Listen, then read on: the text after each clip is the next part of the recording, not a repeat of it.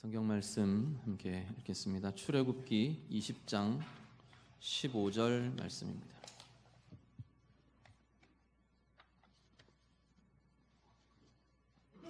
구약 성경 112쪽입니다.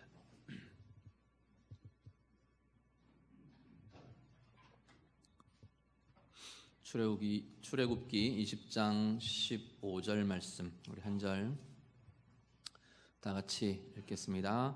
도둑질하지 말라. 아멘. 자, 소요리 문답 오늘 우리 73문에서 75문까지 제8계명에 대한 문답을 같이 나누려고 합니다. 자, 73문 먼저 같이 보시죠. 73문 같이 읽습니다. 제8계명은 무엇입니까? 답. 제8계명은 도둑질하지 말라입니다. 예, 우리 잘 아시는 계명이죠. 5계명부터 쭉 이어지고 있는데요. 사람에 대해, 이웃에 대해 우리가 사랑하는 방법이라고 말씀을 드렸습니다. 우리는 하나님 사랑하라, 이웃 사랑하라 명령을 듣는데 어떻게 하면 그러면 하나님 사랑하는 거냐라는 거예요. 어떻게 하면 이웃을 사랑하는 거냐, 사람을 사랑하는 거냐.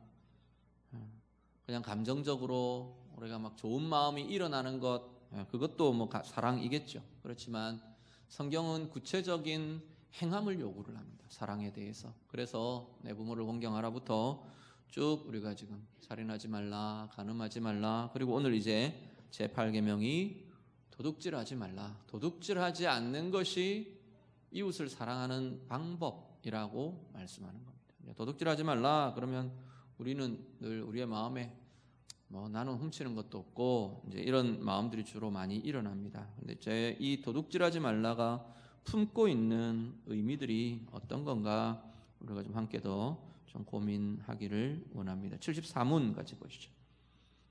74문 같이 읽습니다. 무엇이 제8계명에서 요구됩니까? 답 같이 읽습니다. 제8계명은 우리 자신과 타인의 부와 재산을 합법적으로 획득하고 증식시킬 것을 요구합니다. 아멘. 자, 제8계명은 일단 기본적으로 어떤 원칙이 담겨 있냐면 사유재산에 대한 보호라는 사유재산에 대한 인정과 보호라는 정신이 제8계명에는 들어 있습니다. 도둑질하지 말라는 건 그 사람의 소유를 인정하고 보호해 주어야 한다는 겁니다. 내 소유가 인정받고 보호받아야 되는 것만큼 다른 사람의 소유에 대해서 인정해 주고 보호해 주어야 할 것을 요구를 합니다. 그게 서로에게 사랑의 표현으로, 사랑의 실천으로 나타나게 되는 거다라는 겁니다. 8계명에서 요구되는 것이요. 더 구체적으로 보면 대요리 문답 내용을 요약해서 좀 말씀을 드릴게요. 대요리 문답이 소요리 문답에 더 이렇게 풍성한 내용들을 확장된 개념들을 담고 있다고 말씀을 드렸는데 이런 것들을 포함합니다. 사람들 사이의 계약과 거래의 신실함, 그리고 공정함. 불공정한 거래를 하는 건 제8계명에 위배된다는 이야기입니다. 계약을 하거나 거래를 맺거나 이러면서 약속을 어기는 것, 신실하게 이행하지 않는 것, 이것 8계명에 위반되는, 8계명을 어기는 죄에 해당된다라는 겁니다. 불법 점유에 대한 배상. 내가 불법적으로 뭔가를 빼앗았거나 내가 점유를 했거나 그렇다면 알고 했든 모르고 했든 거기에 대해서는 갚아주는 것, 그것이 정당한 8계명의 이행이다라는 거고요. 다른 사람에게 마땅히 주어야 할 것을 주는 것. 예를 들면 이런 겁니다. 고용인들이 우리 피고용인들에게 정당한 임금을 주는 것, 이런 것들. 그렇게 하지 않는 것은 8계명을 어기는 죄에 해당된다라고 말하는 겁니다. 임금만 있는 게 아니고요. 누군가가 자기가 정당하게 누려야 할 이익들, 그 사람에게 돌아가야 할 이익을 내가 가로채버리는 것, 그 이익이 돌아가지 못하게 하는 것, 이것도 8계명에 위배된다고 지금 말하는 겁니다. 예를 들면 요즘 같은 경우는 이런 것들도 해당됩니다. 저작권, 지적재산권, 이런 거, 음원에 대한 권리, 이런 것들도 해당되는 것들입니다. 그게 정당하게 그 이익이 그 사람들에게, 그 권리를 가진 사람들에게 돌아가지 못하게 하는 것, 8계명에 위배되는 거라는 거예요.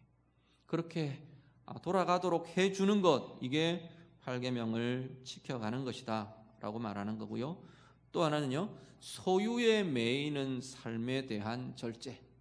물질이나 소유 이런 것들에 막 얽매이고 그걸 뭐 남용하고 이런 것들도 아니라는, 그거에 대해서 절제하고 건전하게 사용할 수 있고 건전하게 다룰 수 있고, 이것 자체가 8계명에서 요구하고 있는 것이다 라는 겁니다. 합법적인 직업과 그에 대한 근면성, 건전한 직업을 갖는 것, 8계명의 요구에 포함되는 것이라는 거예요. 왜냐하면 이게 안 될 때 우리는 소유에 대한 고민과 불법적인 소유와 또 아니면 편법적인 다른 고민들을 하게 되기 때문에 건전한 소유나 건전한 어떤 물질의 생활들을 하기가 어렵게 되기 때문에 합법적인 직업들, 건전한 직업을 갖는 것, 8계명의 요구 사항에 포함된다고 말하는 겁니다. 그리고 근면성, 자신이 가진 직업과 일에 대해서 최선을 다해 신실하게 일을 하는 것, 성실하게 살아내는 것, 이것도 8계명에 포함되는 내용이라는 겁니다. 그 다음 이야기하는 것이 불필요한 소송이나 보증 같은 것, 이것 하지 않는 것, 피하는 것, 이게 8계명의 요구에 포함된답니다. 불필요한 소송들, 뭐 이권 분쟁을 위해서 막 사소한 것 가지고, 물론 뭐 중요한 것, 내 보호를 위해서 해야 되는 것들, 어쩔 수 없이 해야 되는 것들은 해야겠죠. 그런데 이런 소송들을 가지고 막 이렇게 막 남용하는 것, 소송을 남용하는 것, 이런 것도 8계명에 위배되는 것이라 그렇게 지금 오히려 정하고 있습니다. 대요리문답에서 이야기하는 것이 보증을 피하는 것, 보증하지 않는 게 8계명에 합당한 것이랍니다. 왜냐하면 보증은 내 능력을 넘어서는 것이기 때문에 그렇습니다. 보증이라는 건 내가 할 수 있는 능력들을 넘어서 버리는 것이기 때문에, 이게 참 보증이란 제도 자체가 되게 어렵습니다. 고민스럽습니다. 성경은 계속 잠언이나 이 옛날부터, 이 과거의 이 시기부터 보증은 하지 않는 것이 오히려 지혜롭고 정당한 것이라고 오히려 이야기할 정도로, 차라리 만약에 누군가를 도와주고 해줘야 하면 내 한도 내에서 기부를 하라고 이야기합니다. 그냥 주고 마는 것, 내가 어떻게 해줄 수 있는 한도 내에서 그걸 내가, 그래 이만큼이 내가 할 수 있는 거야 하고 기부해 주는 것, 그게 오히려 정당하고 성경적이라고 오히려 이야기하고 있습니다. 그 다음이요, 다른 사람들의 부와 지위를 존중하고 인정해 주는 것.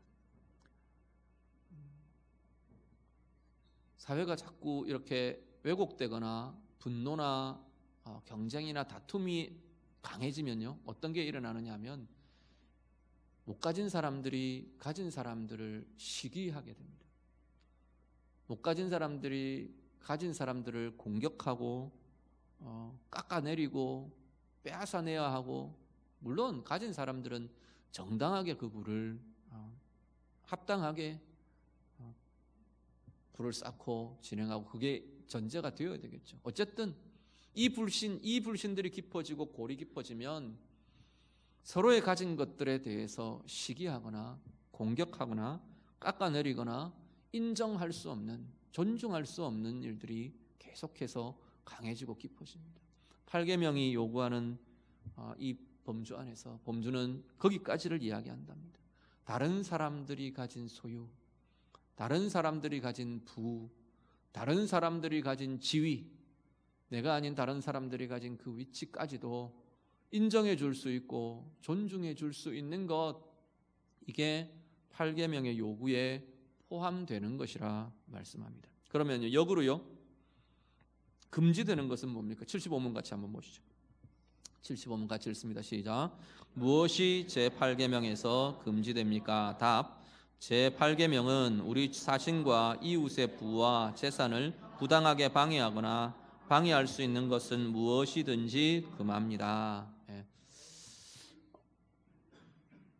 나도, 우리 자신도 마찬가지고요, 나의 소유 또 이웃의 소유 마찬가지입니다. 부와 재산 이렇게 말했는데 여기에는 어떤 게 해당되느냐 하면 소유, 이익, 그리고 그 가진 것으로 그 혜택을 누리는 것, 그 가진 소유의 좋은 것들을 누리는 것, 이런 것들까지 다 포함이 된답니다. 이런 것들을 방해하는 모든 종류의 것들, 아니면 방해할 가능성이 있는 모든 것들을 다 성경은 제8계명의 금지사항에 해당된다라고 지금 소요리 문답이 지금 정하고 있는 겁니다. 대요리 문답에 이야기하고 있는 내용들 좀 정리를 해보면요. 먼저는 타인의 소유에 대한 불법적인 행위, 딴 사람 것, 딴 사람의 가진 소유에 대해서 정당하지 않은 불법적인 행위를 하는 것, 절도, 당연하겠죠. 강탈, 강도 뿐만 아니라 이런 것도 있어요. 작물을 취득하는 것, 작물을 내가 받아들이거나 작물을 내가 사용하거나 이런 작물에 대해서 취득하는 것, 이런 것들도 분명한 위반이라고 지금 이야기를 하는 겁니다. 그 다음 사기, 속이는 것, 특히 물질과 관련되어 있는 사기들, 이런 것. 그 다음에 거짓 측량, 여기 구약의 성경에는 보면 어떤 것들이 나오냐면 지게표를 옮기지 말라 그랬어요. 지게표를 옮기지 말라는, 물론 거짓 측량하고는 조금 개념이 다릅니다. 유대인들의 개념에서 지게표를 옮기지 말라고 하는 건 어떤 거냐면, 유대인들은 땅이 근본적으로 하나님의 소유예요.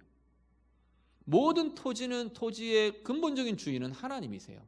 그래서 이 토지를 원래 원칙적으로 영원히 사고 팔 수 없게 되어 있어요. 유대인들의 토지 개념이. 이걸 이제 이렇게 국가 제도에서 가지고 와서 한참 이야기하고 제시되던 게 뭐냐면 토지 공개념.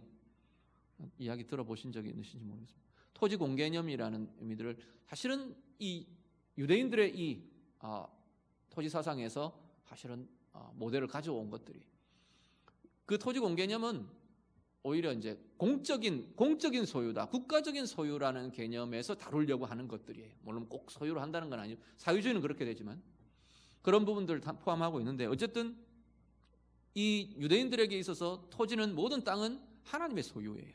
그러면 지파들에게 막 나눠줬잖아요. 지파들에게 나눠주고 각 집안에게 나눠주고 각 개인에게 소유가 되어 있어요. 그건 뭐냐? 사용권이에요.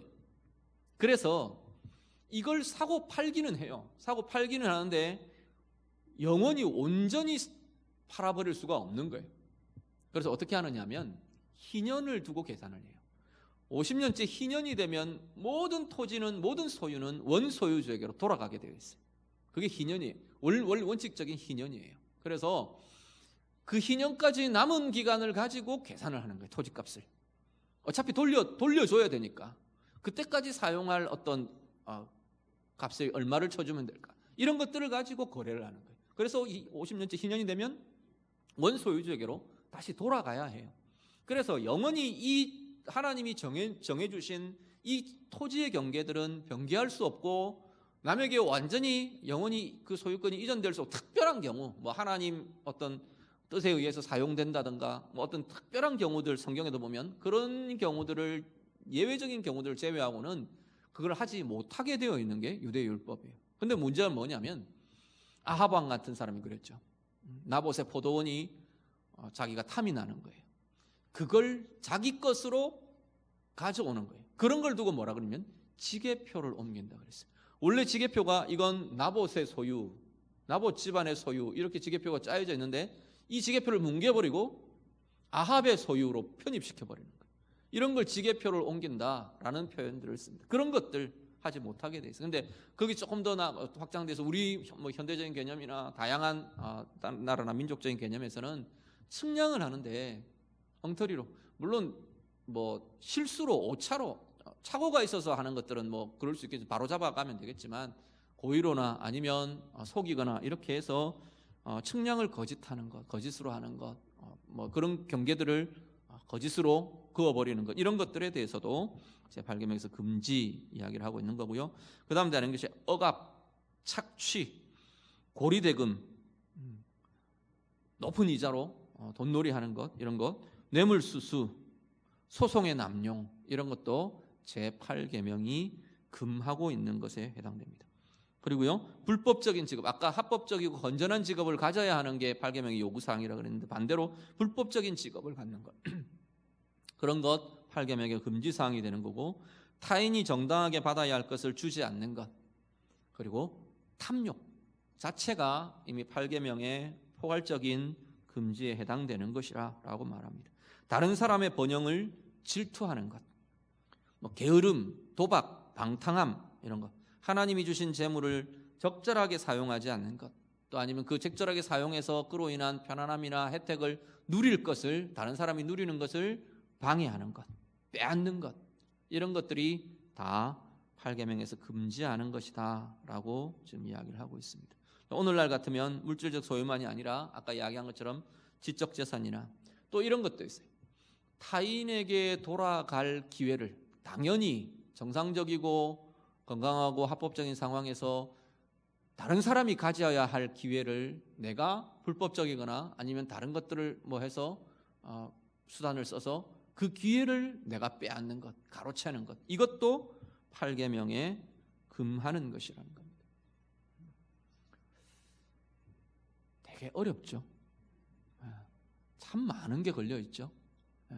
혹시 우리는 걸려지는 건 없는지, 나도 이런 부분들은 그럴 수 있겠네, 이런 부분들은 없는가, 우리가 다시 한번 돌아보실 수 있기를 바랍니다. 하나님이 이것 싫어하신답니다. 이 소유에 대한 이야기들을 하다 보면 그런 부분들이 있어요. 이건 좀 조금 더 나가는 이야기일 수 있는데, 이 시대를 살면서 우리가 분별해야 되는 부분들이 있기 때문에 이념적인 부분들과 우리가 이렇게 선을 긋거나 조심해서 살펴야 될 부분들이 좀 있어요. 아까 말씀드린 것처럼 기독교 신앙은 일단 사유재산에 대한 인정과 보호가 성경이 담고 있는 정신이에요. 그런데 부분 보면 사유주의적인 개념들이 성경에도 나오는 부분들이 있어요. 아까 말했던 이 유대인의 토지 제도들, 이런 것들, 또 어떤 게 있냐면 사도행전 2장에 가면 성령이 임하고 은혜가 확 임하고 나서 교회 안에 어떤 일들이, 현상들이 일어나냐면 2장 44절 45절에 이런 표현들이 나와요. 사람들마다 물건을 서로 통용하고 재산과 소유를 팔아 각 사람의 필요를 따라 나누어 주었다. 그렇죠? 사실 이건 현상적으로만 보면 사회주의가 주장하는 내용들이기도 해요. 그런데 결정적인 차이가 있어요. 뭐냐면 아까 이야기했던 토지 같은 경우도 국가가 공동 소유로 하는 제도적인 양치와 하나님이 소유주라고 하는 개념은 전혀 다른 개념이에요. 국가 공동체가 하나님의 의를 대신할 수 없어요. 그런 부분들이 있고요. 지금 여기 사도행전 2장에 나타난 이런 부분들을 가지고 주장하시는 분들이 있기 때문에 그래요. 특히 우리 젊은이들, 청년들은 그런 분별들을 좀 하셔야 돼요. 저희들 대학 때만 해도 이런 것들이 굉장히 많았었어요. 민중신학 이런 것들 이야기하면서 이런 개념들로 어떤 사회주의적인 개념들, 사회주의가 상당히 인간이 그릴 수 있는 굉장히 이상적인 상태를 그리는 게 사실상 사회주의 이념에 들어있긴 해요. 그런데 뭐가 결정적으로 빠져있냐면 인간의 죄성이 빠져있어요. 어떤 주장을 하는 거냐면 사회주의는 가지지 못한 자들이 가진 자들의 것을 빼앗아서 공동분배를 하는 게 원칙이에요. 프롤레타리아 혁명이라는. 그게 그들의 기반이 되는 어떤 분배의 첫 기반이 되는 것들이에요. 그런데 사도행전 2장에 나타나는 이 분배는 전혀 방향이 달라요. 가진 자들이 은혜를 받은 거예요. 가진 자들에게 은혜가 임하고, 가진 자들에게 하나님의 마음이 임하고, 가진 자들에게 하나님의 충만함이 임하면서 자기의 가진 것들을 자발적으로 나누고 분배하는 거예요. 이건 방향이 완전히 달라요. 국가가 제도적으로 억지로 선을 긋고 분배를 진행하고 이런 것과도 다르고, 하나님의 은혜가 임하면서 그 속에 하나님의 마음과 하나님의 부요함이 넘쳐나면서 그것들을 자연스럽게 공유해주고 자연스럽게 나누어주고 자연스럽게 분배해주는 것이, 내 것을, 하나님이 내게 주신 것을 가지고 나누어주는 것이 성경이 이야기하는 분배의 자연스러운 개념이고 흐름이에요. 그 역이 되면 오늘 지금 이야기하는 것처럼 8계명에 반대의 대치하는 개념들이 된다는 겁니다.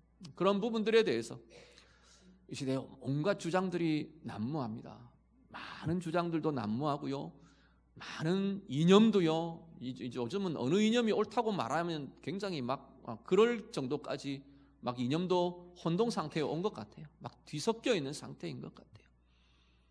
분명한 것은 어떤 이념이 아니라 하나님이 어떤 가치를 원하시는지, 하나님이 가지고 계시는 하나님의 기준이 뭔지, 크리스찬들은, 기독교인들은 그것에 대한 고민을 정말로 좀 깊게 하실 수 있기를 바랍니다. 아까 오전에도 제가 그 말씀을 좀 드렸는데, 정치요, 정파들 나누어집니다. 우리 지난번에 윌리엄 윌버포스 제가 이야기하는 것처럼. 그런데 각 정파에 소속되어 있는 사람들이 정말로 하나님이 원하시는 것을 고민하며 하나님이 원하시는 것으로 모든 크리스찬들이 같이 공유할 수 있다면, 그걸 넘어서는 정책, 넘어서는 하나님의 뜻을 이루는 일들이 이루어져야 한다는 거예요. 경제를 맡은 사람들이요, 오늘 이 8계명이 지금 이야기하고 있는 이 고민들을 하나님이 원하시는 뜻을 고민한다면 이 땅의 경제가 다른 모습이었을 거라는 겁니다. 수많은 크리스찬들이, 수많은 그리스도인들이 정말로 하나님의 뜻을 고민하느냐는 거예요. 문화를 책임지고 있는 사람들이, 문화의 일선에 서 있는 사람들이, 교육의 일선에 서 있는 사람들이, 산업의 일선에 서 있는 사람들이, 나는 상관없나요? 우리 자신도 마찬가지. 내가 서 있는 그 자리에서 나는 정말로 하나님의 뜻에 대한 고민을 하는가? 정말로 8계명에 대한 고민을 하는가? 정말로 하나님이 뭘 원하시는가를 고민하는가? 그게 있다면 이 나라는 달라질 거라는 겁니다. 지금부터 우리는 시작할 수 있습니다. 물질에 대해서, 소유에 대해서요, 다시 한 번 더, 제가 좀 요즘 좀 흥분을 하는 것 같아서 제가 좀 자제를 해야 할 것 같기는 합니다. 뭐 누가 옳다 누가 그러다 그 이야기 하고 싶지 않아요. 크리스찬들은 하나님의 입장에서 고민들을 자꾸만, 누구도 옳은 사람이 없는 것 같아요. 좀 보면 누구도 무조건 틀린 사람도 없는 것 같고, 그렇다면 크리스찬들은 고민은 하나님이 원하시는 게 뭔가, 그게 틀리면 틀린 거예요. 하나님이 원하시는 것에서 벗어나면 우리의 입장에서는 틀린 거예요. 옳지 않다고 이야기할 수 있어야 돼. 내가 아무리 좋아하는 사람이라도, 아무리 좋아하는 스타가 이야기라도, 아무리 좋아하는 정치인 이야기해도, 아무리 좋아하는 누군가가 이야기해도, 아무리 좋아하는 목사가 이야기해도 하나님의 뜻에서 어긋나면 틀린 거예요. 그 무리에 우리가 휩쓸려 가는 게 아니라, 그 앞에 서 있는 사람에게 휩쓸려 가는 것도 아니고, 그 사상에 휩쓸려 가는 것도 아니고, 그 흐름에 휩쓸려 가는 것도 아니고, 하나님이 뭐라고 하시는가, 하나님이 뭘 옳다고 말하시는가, 거기에 온전히 붙들리고, 그걸 붙들고, 그걸 기도하고, 그걸 내 삶에 풀어내고 실현해내고, 그러기 위해 애쓰며 몸부림하는 우리 모두가 될 수 있기를 간절히 바랍니다. 8계명이요, 다른 사람의 소유에 대해서 충분히 존중하고 인정하고 보호해 주어야 하는 것이 하나님이 8계명에 담으신 정신이랍니다. 우리 서로가 그렇게 하면 내 것이 보장이 됩니다. 내 것만 지켜가려고 하면 절대로 지켜지지 않아요. 내 이익만 지키려고 하면 절대로 그게 지켜질 수 없어요. 다른 사람도 똑같이 생각하는데 남의 걸 빼앗아서라도 내 이익을 채우려고 할 텐데, 상대방 것을 지켜주려고 할 때, 보호해 주려고 할 때 진정한 우리 서로가 함께 보호를 누리고 이익을 누리는 삶이 될 것이라는 겁니다. 더 적극적으로 우리가 이 개념들을 더 확장된 개념으로 실천하고 존중해주고 보호해주고 누리게 해주는 그 은혜의 길을 우리 모두가 함께 가시는 주의 자녀들 다 되시기를 우리 주님 이름으로 축복합니다. 기도하겠습니다. 말씀으로 같이 기도합니다. 혹 오늘 8계명 이야기들을 들으면서 내 마음에 꺼려지는 부분이 있으면 하나님 앞에 좀 내어놓고 기도하시면 좋겠습니다.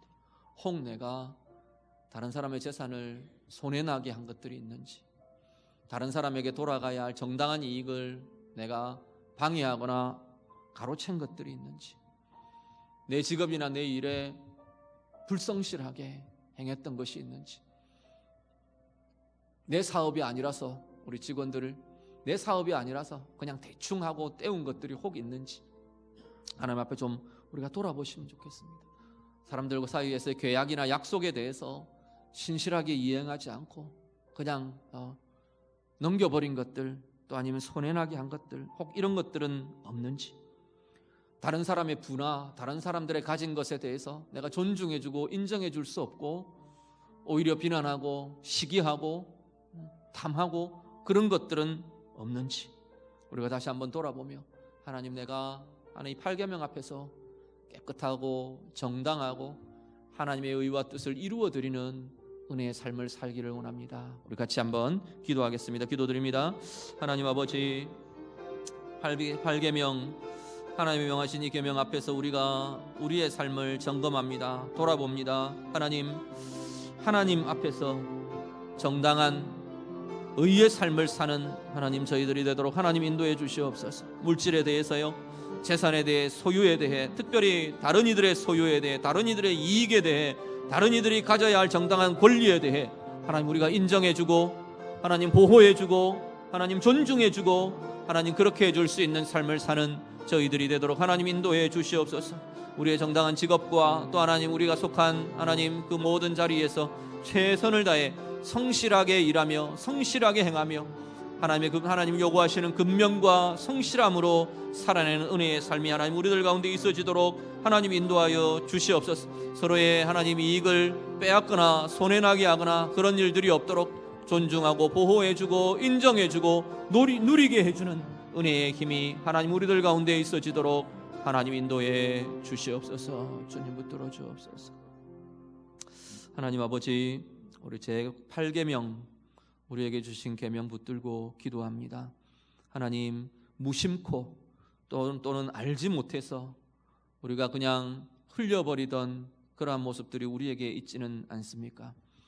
내가 가진 소유가 중요하고 또 내가 가진 소유가 보호받아야 하는 것처럼 다른 사람들의 소유에 대해서도 존중해 줄 수 있고 인정해 줄 수 있고 충분히 보호해 줄 수 있는 은혜의 힘들이 우리들에게 있도록 하나님 인도해 주시옵소서. 우리에게 맡겨진 일들, 특별히 우리의 직업과 일들에 대해서 건전하고 건강하고 신실하게 성실하게 근면하게 행하는 저희들의 삶이 되도록 하나님 인도해 주시옵소서. 내 것이 아니라 해서 소홀히 여기는 이들이 없도록 내 것 아닌 것에 대해 남의 것에 대해서 충성한 자들에게 하나님께서는 아름답고 신실하게 갚아주신다 하셨습니다. 작은 것에 충성한 자들에게 큰 것으로 갚아주신다 하셨습니다. 오늘 우리에게 맡겨진 하나님 작아 보이는 자리, 내 것 아닌 것 같은 그 자리에 신실하게 근면하게 최선을 다해 성실한 삶을 살아내는 우리 모두의 삶이 되도록 하나님 인도해 주시옵소서. 서로에게 이 삶들이 나타나서 우리가 함께 은혜를 누리고 함께 부요함을 누리고 함께 하나님 주시는 은혜의 복을 누리는 복의 삶, 소중한 복의 사회, 복의 나라가 되도록 하나님 인도해 주시옵소서. 예수님 이름으로 기도드립니다. 아멘.